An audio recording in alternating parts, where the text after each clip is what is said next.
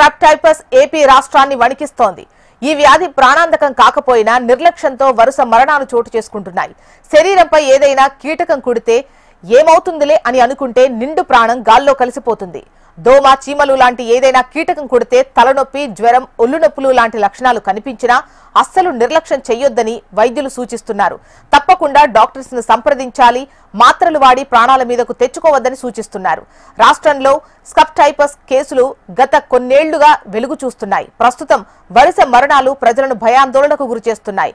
నల్లి వంటి ఈ చిన్న కీటకం కరవడం వల్ల ప్రాణాలు పోయే ప్రమాదం పొంచి ఉందని, స్క్రబ్ టైఫస్ కీటకాల తాకిడి ఆగస్టు నుంచి ఫిబ్రవరి వరకు వాటికి అనుకూల వాతావరణం కావడంతో వ్యాధి బారిన పడకుండా అప్రమత్తంగా ఉండాలని ప్రభుత్వం సూచిస్తోంది.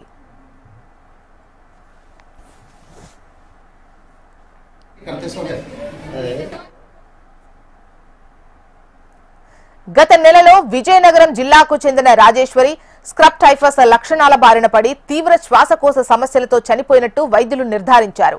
పల్నాడు జిల్లాలో జ్యోతి, నాగమ్మ, బాపట్ల జిల్లాకు చెందిన మస్తాన్బి, నెల్లూరు జిల్లాలో సంతోషి ఇలా 5గురు స్క్రబ్ టైఫస్ వ్యాధి బారిన పడి మృత్యువాత పడ్డారు.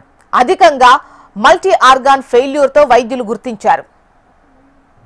నల్లిని పోలిన చిగ్గర్ మైట్ కీలకం కుట్టడం వల్ల స్క్రబ్ టైఫస్ వ్యాధి మనుషులకు వస్తుందని డాక్టర్స్ తెలిపారు.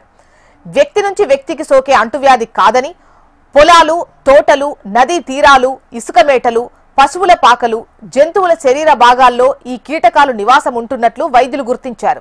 ఈ కీటకం కాటు వేస్తే నల్లని మచ్చలా ఏర్పడి దద్దుర్లు, జీర్ణ, శ్వాసకోశ సమస్యలు, నీరసం, జ్వరం, వణుకు, తలనొప్పి, ఒళ్ళు నొప్పులు వస్తాయని, సకాలంలో వైద్యం అందకపోతే ఊపిరితిత్తుల ఇన్ఫెక్షన్, మెదడు, కిడ్నీ, శరీరంలోని ఇతర భాగాల పనితీరుపై ప్రభావం చూపి కోమాలోకి వెళ్లిపోయే ప్రమాదం ఉందని వైద్యులు తెలిపారు.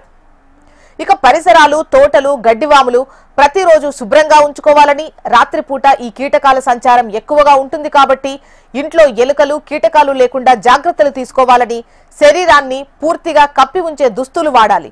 జాగ్రత్తలు తీసుకోకుండా బయట నిద్రించడం, నేలపై నిద్రించడం మంచిది కాదని నిపుణులు సూచిస్తున్నారు. ఇక స్క్రబ్ టైఫస్ వ్యాధి పిల్లలపై ఎక్కువ ప్రభావం చూపే ప్రమాదం ఉంది కాబట్టి తల్లిదండ్రులు పిల్లల పట్ల అధిక శ్రద్ధ తీసుకోవాలని డాక్టర్ సూచిస్తున్నారు. తాజా పరిస్థితిపై వైద్యారోగ్య శాఖ అప్రమత్తమైంది. ఈ వ్యాధిని మొదటి దశలో గుర్తించి సరైన వైద్యంతో కట్టడి చేయొచ్చని వైద్య నిపుణులు సూచిస్తున్నారు.